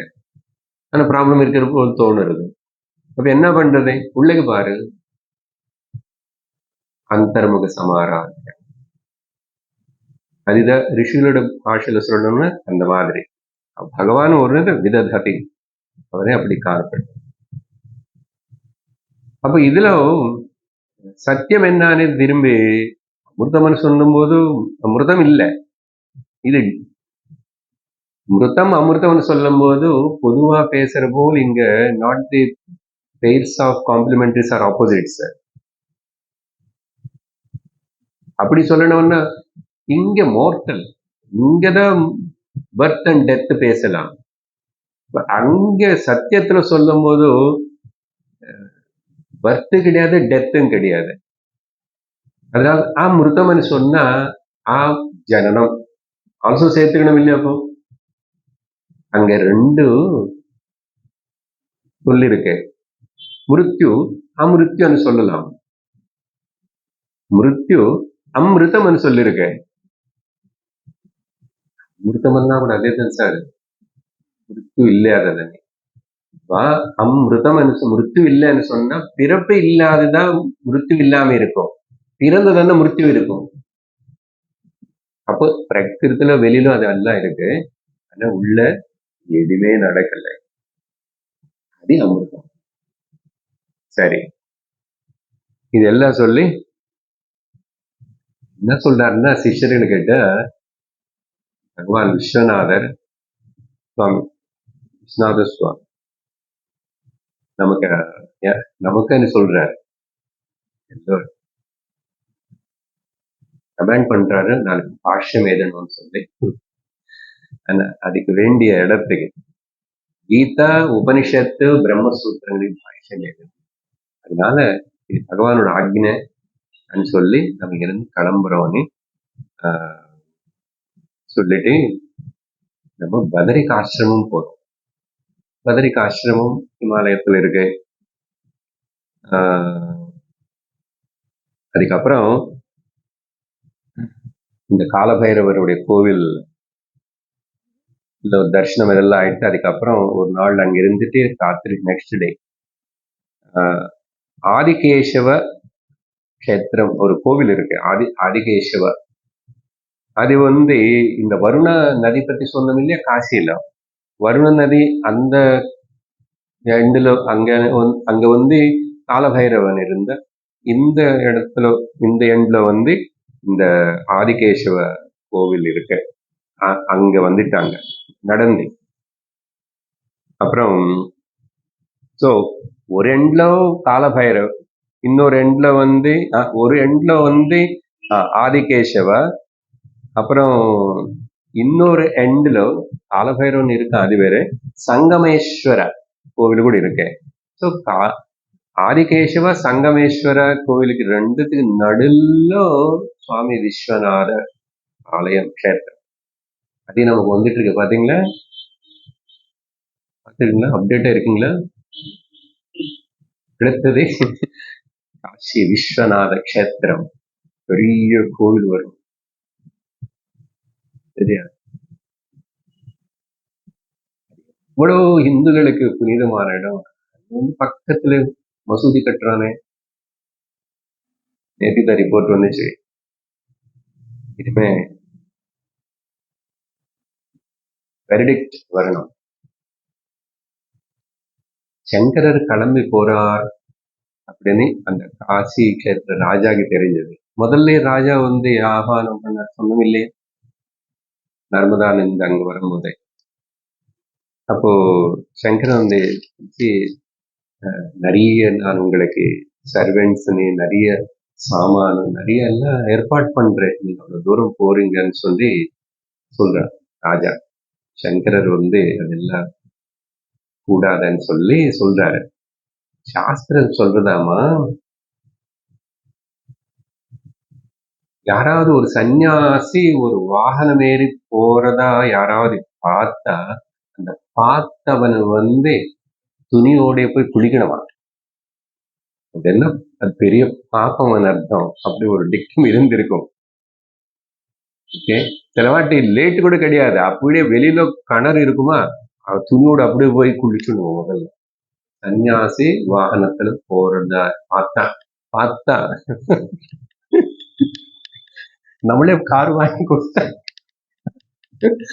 ஓகே, எனிஹவ் அதெல்லாம் இப்ப செல்லாது சார், யாரும் அப்படி போல சார். பட் சங்கரர் சொல்றாரு அந்த ராஜா கிட்ட, சன்னியாசம்னா எப்படி இருக்கணும் అనేది சில விதிகள் இருக்கு. அதனால சங்கரர் எல்லாருக்கும் சன்னியாசம் கொடுக்கவே பார்ப்போம். இனிமே யாராவது ஃபர்ஸ்ட் கொடுத்து யாரெல்ல முக்கிய சிஷ்யர்கள் ஆகுறாங்க. அதனாலதான் இப்ப கூட அந்த பெரிய மட்டங்கள் சிருங்கேரி அங்க பெரிய ஞான விஷயம் இதெல்லாம் இருக்காது. கர்மம், கர்ம தர்ம பக்தி சுத்தி நிறைய அதே அந்த அனுஷ்டானத்தை கர்மங்களை இதேதான் வச்சு அந்த வேதம் காப்பாத்துறது, வேத மந்திரங்கள், வேத பாடசாலைகள், கோசாலைகள் இதேதான் நடக்கும். அது எல்லாருக்கும் கொடுக்குற விஷயம் இல்லை. அப்படியே நான் சில கொடுக்காம இருந்துச்சுன்னா அது எப்படி ஆகும்? அதனால பகவான் சில சன்னியாசிகளை இப்படி கொண்டு எப்படி அந்த தப்போவன் மகாராஜ் நந்தி கிளம்பிச்சு சின்மயானந்தா. இல்ல சுவாமி சிவானந்தா எப்படி வந்தாரு, அவர் வந்தாரு. அவர்ல இருந்து வந்த சின்மயா தப்போவனத்துல இருந்து வந்த ரெண்டு தான். Yoga is door to door and shore to shore. Gita also door to door, shore to shore. Chinmayananda பண்ணது, சிவானந்தா பண்ணது யோகா. அவருடைய முக்கியமான சிஷ்யர்கள் எல்லாம் அது நல்லதுதான் ஒரு பக்கம். அதையும் மக்களுமே நல்லா இன்டிகிரேட் பண்றது. வேதாந்தமே சொல்லக்கூடாதுன்னு இல்லை, பட் அவங்க அப்படி இருக்கு. சரி, அப்புறம் சங்கரர் அப்படி சொல்லி சங்கரர் ஒண்ணு கேட்டார் ராஜா கிட்ட, எங்களுக்கு வழி கொஞ்சம் இந்த ஃபர்ஸ்ட் டைம் இந்த பக்கம் வரனால இதெல்லாம் கொஞ்சம் தெரிஞ்ச இருக்கிற யாராவது ஒரு கைடு போல ஒரு பாடல் மட்டும் அனுப்புங்க, கொஞ்சம் சீக்கிரம் நடந்து போகும் சொல்லி அது கேட்டா, அப்புறம் ராஜா ஒருத்தர் ஏற்பாடு பண்ணாரு. அதுக்கப்புறம் இங்க கூட பெரிய குரூப் தான் கிளம்புறது. அன்னைக்கு காலையில கிளம்ப போறோம் இருக்கும்போது திடீர்னு யாரும் ஒருத்தர் ஒரு சந்நியாச ரூபத்தில் இல்லை, ஒரு எத்தி போல் விவேகி, வைராகி, ஞானம் அதெல்லாம் ஏதோ சத்தியத்தை தேடுற ஒரு ஆள்ல முடிகீடு எல்லாம் இருந்து கொஞ்சம் பெருசா வைரமா, ரொம்ப வயசு இல்லை இருக்கு. யாரும் முன்னாடி நின்றுட்டா சங்கரர்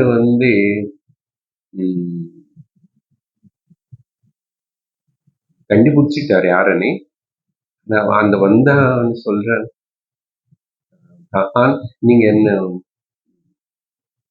அடையாளம் தெரியுறதா அப்படின்னு கேட்டா, சங்கரர் ஏன் தெரியல, விஷ்ணு சர்மா ஃப்ரெண்ட் அங்க காலடியில சொன்ன விஷ்ணு சர்மா ஃப்ரெண்ட். அந்த முதல்ல குடிக்கும் போது நதியில பேசிட்டாங்க அப்படின்னு அந்த விஷ்ணு சர்மா தான் சங்கரர் கிளம்பி வந்திருக்கா. அப்ப அவனுக்கு கூட வர முடியல, இந்த அளவுக்கு அவனுக்கு அப்படி மெச்சூரிட்டி இருக்க. வீட்டுல எப்படியோ அவங்க குடும்பம் என்னமோ, சங்கரர் கிளம்பி இங்க பிரிஞ்சதுக்கு அப்புறம் அவனால இருக்கவே முடியல. அவனுக்கு ஏதோ வீட்டுல கல்யாணம் இதெல்லாம் பார்த்துட்டு ஏற்பாடு பண்றாங்கன்னு சொன்னா சொல்லாம ஓடி வந்துட்டான். சங்கரன் தேடிக்கிட்டே இருக்க பாருங்க, ஒரு செல்போன ஒரு இது இல்ல, உள்ள இருக்கிற ஆவேதனைக்கு அப்படி தேடி தேடி தேடி அந்த இடம் இந்த இடம் எங்களும் கேட்டுக்கிட்டே அப்படி கடைசியில இங்க காசி கஷேத்திரத்துக்கு வந்ததுக்கு அப்புறம் தான் இங்க நீ காலபைரவர் கோவில் கட்டி இருக்கிறதா தெரிஞ்சது.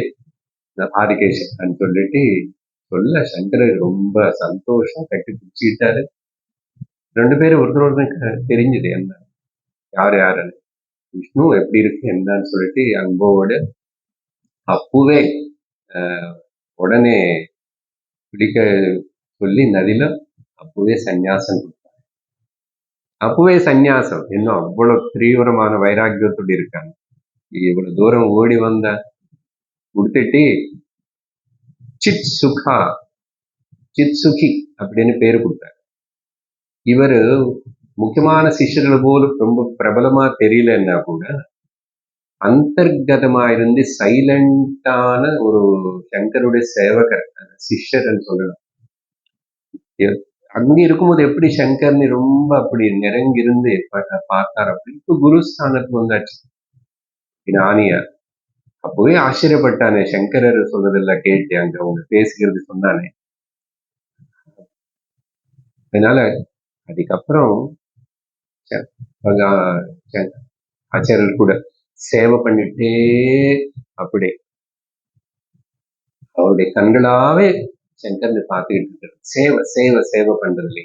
அதனால இவர் எங்கோ வரும், ஏதோ பஜகோவிந்தத்துக்கு டைமோட இவர் இல்லை, அதனால இவர் பேர் வராது. மொத்தத்துல பிரபலமான சிஷ்யர்களோட பேர்ல இவர் தெரியல. ஆனா இந்த சங்கர விஜயம் சொல்றதே ரொம்ப சேவை பண்ணி அப்படியே குரு சேவையில் ஈடுபடுறது இருந்து சித் சுப்ரியான்னு சொல்லி. அதுக்கு பிறகு இப்போ ஹிமாலயங்கள் நோக்கி கிளம்புறாங்க. ஹிமபூமிக்கு போகணும். அப்புறம் எங்க கங்கை கரையிலேயே நடந்து போகணும். கங்கை அங்கிருந்தா பிறந்து அது எப்படியோ வழி இருக்கு. அது போகும்போது அப்படி கிளம்பி கான்யகுப்ஜ, அப்புறம் ஹஸ்தினாபுரம், இப்படிப்பட்ட சில ராஜ்யங்கள் அதெல்லாம் தாண்டி போறாங்க. கடைசியில எவ்வளவு நாள் ஆச்சோ ஹரித்வாருக்கு வந்து சேர்ந்துட்டாங்க. ஹரித்வாரத்துல எங்க மைத்ரேயர் வந்து விதுரருக்கு ஞானோபதேசம் பண்ணாரோ அந்த இடத்துக்கு வந்தாங்க. அப்போ அந்த இடங்கள் எல்லாம் அப்போ ரொம்ப இன்னும் கூட தெரியுது, மக்களுக்கு சொல்லுவா இது இங்கதான் அப்படி நடந்து, இங்கதான் அந்த கோயில் இருந்து. ஞாபகம் இருக்க பாகவதத்துல மைத்ரேயர் உனக்காக காத்துட்டு இருக்காருன்னு சொல்லி உத்தவர் சொல்ல விதுரர் கிளம்பி போன அந்த இடத்துக்கு வந்தாங்க. அதுக்கப்புறம் கொஞ்சம் அப்படி ஹரித்வார்ல அப்படி போனா ரிஷிகேஷுக்கு வந்ததுக்கு அப்புறம் அங்க ஒரு கோவில் இருக்கு, யக்னேஸ்வர விஷ்ணு அப்படின்னு ஒரு கோவில் இருந்தது. ஆனா அந்த கோவில்ல இது இல்லை, விக்கிரகம் இல்லை. கோவில் இருக்கு, கோவில்ல விக்கிரகம் காணும்.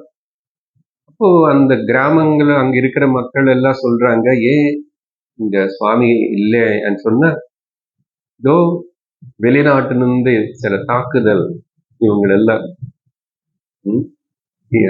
இன்வேடர்ஸ் எல்லாரும் வந்ததுனால அந்த சமயத்துல காப்பாத்துறதுக்காக அது நீ கொண்டு போய் அவங்க வராங்கன்னு தெரிஞ்சதுனாலதான் அங்கங்க கிராமத்துல இப்படி கொள்ளடிக்கிறாங்க இதெல்லாம் கோயில்கள். நாங்களே அதை எடுத்துட்டு கொண்டு போய் இந்த கங்கையில மறைச்சு வச்சுட்டோம், அது அப்படி இருந்துகிட்டோமே அவங்களை வந்து உடைக்கிறதுக்கு பதிலான்னு சொல்லி. ஆனா அதுக்கப்புறம் நாங்க அது திரும்பி கண்டுபிடிச்சு எடுக்கணும் தேடணும்னு பார்த்தா அது காணும், எங்களால் லொக்கேட் பண்ண முடியலன்னு சொன்னா, அப்போ ஆச்சாரியர் கூட இருக்கிற சிஷ்யர்களுக்கு சொல்ல எல்லாரும் போய் கிளம்பி தேடணும்னு சொல்லி அந்த நதியில இறங்கி அங்க தேடுறாங்க. தேடினதுக்கு அப்புறம் பகவானுடைய மூர்த்தி அங்க என்ன இருக்குது, இங்க என்ன வச்சாங்க, அது கிடைச்சது. அவருக்கு ஒரே ஆச்சரியம், இப்படிப்பட்ட எதி ஒரு மகாத்மா என்ன சக்தின்னு சொல்லிட்டு இவ்வளவு நாள் அவங்க முயற்சி பண்ணி அது கிடைக்கவே இல்லை. திரும்பி சங்கரர் அது நாங்கள் பிரதிஷ்டை செய்ய வச்சு அதுக்கு எல்லாம் திரும்பி ஆராதனை பண்ண தொடங்கி சொல்லி அப்படி எல்லாம் பண்ணி வந்தார். அதுக்கு பிறகு இப்போ ரிஷிகேஷ்ல இருந்து தேவப்பிரயாக, இது அங்கிருந்து அழகான ஸ்தானங்கள் எல்லாம் மதுரை வரைக்கும். தேவப்பிரயாக అనేది வந்து அலகநந்தா அண்ட் பாகீரதி 2 நதிகள் வந்து கலந்து போற ஒரு இடம், சங்கமம். ஓகே. இங்க இனிமே வர்றதெல்லாம் 4, 5 தேவ பிரயாகா, ருத்ர பிரயாகா, விஷ்ணு பிரயாகா, ஏன் எல்லாம் அதிகம் பிரயாகன்னு சொல்றாங்க, இங்கேயும் பிரயாகன்னு. இந்த பிரயாகனே ప్రకర్షేణ యాగం అనేది இந்த முக்கியமா இந்த 2 நதிகளும் 3 நதிகள் சேர்ந்து திரிவேணி சங்கமம் 3 நதிகள் சேர்றதுனால அதுக்கு இன்னும் பிரசித்தம். அது இங்க நமக்கு உத்தரப்பிரதேஷ்ல இருக்கு. எப்போ ஒரு 2 நதிகளுக்கு கலந்து சேர்ந்து ஒன்னாகிறதோ அங்க ஒரு மகாத்மியம், ஒரு பெருமை இருக்குன்னு சொல்லி நமக்கு கருத்து. அப்படின்னா ஜீவாத்மா ஒரு, இன்னொன்னு பரமாத்மா. இல்ல, அது 2 கலந்ததுக்கு அப்புறம் இருக்கிறது ஒரே ஜலம் தானே பரமாத்மா. அதனால அப்படிப்பட்ட இடங்களை பார்க்கணுமா, 2 நதிகள் சந்திக்கிற இடங்கள். அதே போல் நதிகள் எல்லாம் சமுத்திரத்துல கலந்து போற இடம் முக்கியமா கங்கா. கங்கா எல்லா நதிகளிலும் கங்கா சாகர் கல்கத்தா கிட்ட. அது போய் பார்க்கறது எவ்வளவு பெருமை நல்லதுன்னு சொல்லு. அதுக்கப்புறம் தேவப்பிரயாக ஆயிடுச்சு. இங்க அலகநந்தா நதி பதரி காசிரமத்திலிருந்து வருது. பாகீரதி கோமுகத்திலிருந்து வருது. கோமுகன்னா ஆக்சுவலி எங்க கங்கை கிளம்பிச்சோ அந்த இடம் அணி. ஆனா நடுவில் பிரிஞ்சு வரும்போது இதுக்கு பேரு வேறையா இருக்கு. புராணங்களுக்குள்ள இந்த கஷேத்திரங்கள், இந்த தீர்த்தங்கள் எல்லாம் தனித்தனியா சொல்லி அங்க இருக்கிற பிரசித்ததா முக்கியதா அது எல்லாத்தையும் சொல்லப்பட்டது. அதுக்கப்புறம் இந்த 2 கலந்துச்சு. இங்க ஒண்ணு கோமுகி வந்தது, ஒண்ணு பதரி வந்தது. இந்த இடத்துக்கு பேர் பிரம்ம குண்டம். அந்த இடத்துல எல்லாரும் தீர்த்தம் ஆடிட்டாங்க, சிஷ்யர்கள் ஆச்சாரியர் எல்லாருமே. அதுக்கப்புறம் அங்கிருந்து கிளம்பி பிரயாணம் பண்ணி வில்வ கேதார, அது வில்வ ஆயிருக்கணும். கூட பீக்கி பாக்கி வித்தியாசம் இல்லை. அங்க எங்க அது தரிசிச்சுட்டாங்க. வில்வ கேதாரம் மார்க்கண்டேயர் தப்பம் பண்ண இடம் அது. அப்புறம் அதுக்கப்புறம் ஸ்ரீ கஷேத்திரத்துக்கு வராங்க. ஸ்ரீ கஷேத்திரம்னா காஷ்மீர்ல இருக்கிற ஸ்ரீநகர் இல்ல. இப்போ ஆல்மோஸ்ட் இவங்க ரிஷிகேஷ் தாண்டி மேலைக்கு வந்துட்டாங்க, தேவப்பிரயாக வரைக்கும். அங்க ஒரு ஸ்ரீ கஷேத்திரம்னு ஒண்ணு இருக்கு. அங்க என்னன்னா நிறைய சாக்தர்கள், தேவின் உபாசனை பண்றவங்க நிறைய பேரு, அதுக்கு சம்பந்தப்பட்ட பல வகை அவங்கள வாழற இடம். அங்க எப்படிப்பட்ட கோவில்கள் எல்லாம் இருக்குன்னா, அங்க முக்கியமா சிவன் கமலேஸ்வர சிவா, அப்புறம் விஷ்ணு, அப்புறம் பஞ்ச பாண்டவர்கள் அங்க இருந்த ஒரு இடமும், அப்புறம் நாரதர் கூட அங்க தரிசனம் கொடுத்த ஒரு இடமும், இப்படிப்பட்ட தேவதைகளுடைய விக்கிரகங்கள் இருக்காம. சங்கரர் போனப்போ கோவில்கள் எல்லாத்துக்கும் இருக்காது மலை பகுதியில. ஏன்னா அங்க 6 மாதம் ஒன்னும் தெரியாம பனியாவே இருக்கும் இல்லையா, ஸ்னோ. அப்போ கோவில் பெருசா இருக்காது. விக்கிரம் அப்படி இருந்தா இருக்கும். மேக்சிமம் 2 கல் அப்படி வச்சு இருக்கும். ஆனா விக்கிரகங்கள் அப்படி இருந்தது. இதெல்லாம் நாரதருடைய விக்கிரகம், விஷ்ணு, சிவா, பஞ்ச பாண்டவர்கள் எல்லாம் இவங்க தரிசிச்சுட்டாங்க. சங்கரர் அங்க போய் பார்த்தாங்க. இந்த ஸ்ரீ கஷேத்திரத்துல சாக்திகள் இருக்கிறதுனால அங்க டெம்பிள்ஸ் வேற என்ன இருக்கு, தேவி, முக்கியமா தேவி சித்த பீட்டங்கள் நிறைய இருக்கும் இந்த சித்த மார்க்கம். அப்புறம் ஸ்ரீயந்திர சிலா, ராஜராஜேஸ்வரி, அப்புறம் கம்சமர்தினி, கௌரி, சாமுண்டி, மகிஷாசூர மர்தினி, இப்படி பேருக்குள் சொல்லி நிறைய இடங்கள், நிறைய வழிபாடு கோவில்கள் எல்லாம் இருக்கு. அப்புறம் அதிலே ஒரு சின்ன வேறு நதி இருக்கு. அந்த நதி தீரத்துல காளியுடைய கோவில் கூட இருக்கு. காளி அங்க என்னமா பலி கொடுக்கறது இவங்களுக்கு எல்லாருக்கும் முக்கியமா ஒரு இது. பலி கொடுத்துட்டே இருக்கிறது. அப்புறம் மனுஷர்களுடன் கூட சில பேர் பலி கொடுப்பாங்க. அதனால இப்ப கூட அஸ்ஸாம் குவஹாத்தில சில கிராமங்கள் எங்க மூடி இருக்கிறன்னு சொல்றாங்க. போன திரும்பி வரும் ஒண்ணு தெரியாது, கொண்டு போய் பலி கொடுப்பாங்க.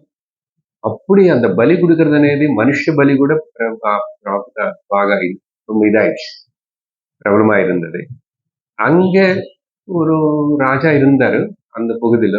அவர் சங்கரர் வந்தாரு தெரிஞ்சு இவங்க எப்படியாவது மாத்துங்கோ, இந்த மனுஷ பலி எல்லாம் பண்றாங்க இவங்க அப்படின்னு சொல்லி சங்கரர் கிட்ட கேட்டா, அப்புறம் வந்து சங்கரர் வந்து அவங்க எல்லாரும் கூப்பிட்டுட்டு பல வகையா பல இடத்துல கொஞ்ச நாள் இருந்தாருங்க. ஸ்ரீ கஷேத்திரத்துல இருந்து அவங்க கூட வாதனை பண்றவங்க கிட்ட வாதனை பண்ணி அவங்க கன்வின்ஸ் பண்ணி என்ன இப்படிப்பட்ட ஆச்சாரியர், அனுபவஜனா இருக்கிற சத்தியத்தை தர்ஷிச்ச ஆச்சாரியர் சொன்னாதான் ஒருத்தன் மாறுவா தவிர லோகத்துல யாரு சொன்ன யாரும் மாறமாட்டாங்க. அப்புறம் எல்லா ஆச்சாரியர் சொன்னா கூட மாறுவானேது கூட இல்லை. அந்த ஈஸ்வரன் வந்து சொல்லி கொடுக்கறதுக்கு சொல்லி கொடுக்கறவனுக்கு பத்திரம் கொடுக்கணும். ஒரு அத்தாரிட்டி லெட்டர் கொடுத்தாதான், அப்படி சொல்லி கொடுத்தாத இன்னொருத்தனுக்குள்ள ஹிருதயத்துல மாற்றம் வரும் தவிர அவளை சாதாரணமா மாற்றம் வராது. புரியல. சங்கரர் வந்த வேலையே லோகம் மொத்தத்தை கல்யாணத்துக்கு தானே. சங்கரம் லோக சங்கரம். அப்படி இருந்த சங்கரர் வந்து இங்க இதோ இந்த விஷயம் நிறுத்துறோம். பேசிட்டு அப்புறம் அவங்க எல்லாரும் கன்வின்ஸ் ஆகி பலி செய்யற நிறுத்திட்டு அந்த பலிபீட்டத்தினை கொண்டு போய் கங்கத்துல கலக்கிட்டாங்க. ஆனா அதுக்குள்ள இருக்கிற ஒரு பெரியவர் இல்ல ஒரு குரு போல் இருக்கிற அந்த தாந்திரிக பద్ధதி இவங்க எல்லாம் அவன் வந்து ரொம்ப கோபம் வந்துட்டு ஒரு திரிசூலம் யந்திரம் எடுத்துக்கிட்டு யார் அப்படி சொன்னது இப்படி சொன்னதுன்னு சொல்லிட்டு அவன் கடந்து வந்து சங்கரை கூட வாதிக்கிறதுக்கு வரணுவனே. அதுக்குள்ள சங்கரர் வந்து அங்க ஒரு இடத்துல குகையில இருந்தாரு, தபஸ்ல இருந்தாரு. விவகாரம் பேசுறது சிஷ்யனோட யாரும் கூட பேசல. வெளியில மட்டும் இந்த சனந்தன் காவலியா இருக்கான், பாத்துக்கிறான், கொஞ்சம் பேர் இருக்கான். அவன் வந்து கேட்கிறான், எங்க உங்க ஆச்சாரியன்? தாந்திரிகத்துல இப்படி பலி கொடுக்கறது இருக்கு எங்களுக்கு, அது கரெக்டு தான். எதுக்கு அப்படி எல்லாம் சொல்லு, நான் அவர் கூட வாதிக்கணும்னு இப்போ இல்லை, அவர் சமாதி நிலையில இருக்காரு அப்படின்னா அந்த குகையில இருக்காருன்னு சொல்லி அவன் வந்து சரி நான் பாக்குறேன் போயேன்னு சொல்லி குகைக்குள்ள வந்தான். குகைக்குள்ள வந்ததுக்கு அப்புறம் சங்கரர் பேசல, இவனு பேசல, என்னமோ ஆயிடுச்சு. சாஷ்டாங்க நமஸ்காரம் பண்ணிட்டு நாங்க எந்த காலபைரவன், இந்த தாந்திரிகத்துல எல்லாம் காலபைரவனும் இருக்கும், நாங்க எந்த காலபைரவன் ஆராதிக்கிறோமோ அந்த சுவாமியே இங்க சன்னியாசி ரூபத காஷாய வஸ்திரம் கட்டிட்டு இங்க தர்ஷனம் கொடுத்தாருன்னு சொல்லிட்டு சாஷ்டாங்க நமஸ்காரம் பண்ணி மாறிட்டான். அவனும் மாறிட்டான், பேசல, ஒன்றும் சொல்ல வேண்டியது. அதுதான் அந்த தபசக்தி, ஞான சக்தி எப்படி இருக்கும் பாருங்க. ஸோ இப்படி சங்கரர் கிட்ட இவங்க எல்லாரும் மாறிட்டாங்க. அது கொஞ்சம் கொஞ்சம் அப்படி எல்லாம் குறைஞ்சு போச்சு, யாரும் பலி செய்யறது இல்லை. அதுக்கப்புறம் ருத்ரபிரயாகி கிளம்பி போகணும். ஏன்னா பதரி காஷ்டமம் போய் அங்க அது வடியில இதெல்லாம் வரும். இப்போ நீங்க போனா கூட இதெல்லாம் போகும், பஸ் போர்டு கூட தெரியும். தேவபிரயாக, ருத்ரபிரயாக, கர்ணபிரயாக, விஷ்ணு பிரயாக வீட்டுக்கு போகணும் பதரி காஷ்டம். அதனால அடுத்த வாரம் நம்ம பதரி கஷேத்திரத்துல தரிசனம் பண்ணிட்டு போறோம். பதரி விஷால பகவான் கி ஜெய். ஓம் பூர்ணமதః பூர்ணமிதம் பூர்ணாத் பூர்ணமுதச்யதே பூர்ணஸ்ய பூர்ணமாதாய பூர்ணமேவாவசிஷ்யதே. ஓம் சாந்தி சாந்தி சாந்தி. हरिः ओम श्री गुरुभ्यो नमः. हरिः ओम. हरि ओम तत्सत्.